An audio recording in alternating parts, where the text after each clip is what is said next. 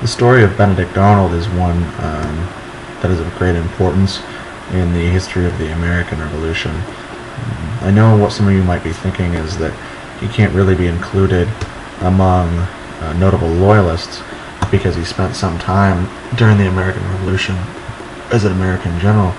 Now, I understand that, but at the same time, I kind of I'm judging him based on the conclusion of the war, not necessarily the beginning. Now, Benedict Arnold was a highly successful general, despite being known as a bit of a hothead. I mean, in the beginning of the war, he was actually cited multiple times beating up loyalists in the streets, and was a rather prickly personality. He was known for conduct which skirted sort of a gray area between dishonorable and just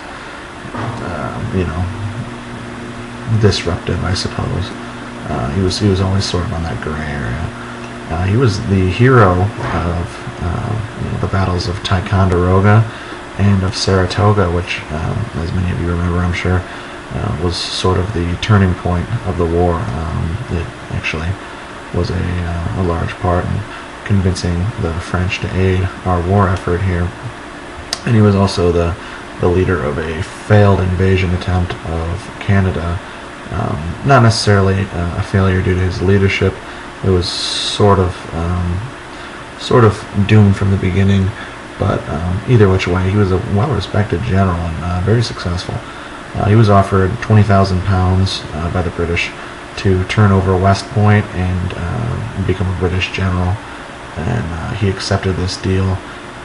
Luckily for Patriot forces and all of us living in America now, his ploy was discovered, and he was forced to flee for his life to British lines. Anyway, he lived out the rest of his life, sort of known as the traitor of all traitors. It's an interesting story. I mean, it's Benedict Arnold. To call someone a Benedict Arnold in the United States today, even hundreds of years later, is synonymous with calling them a traitor. So,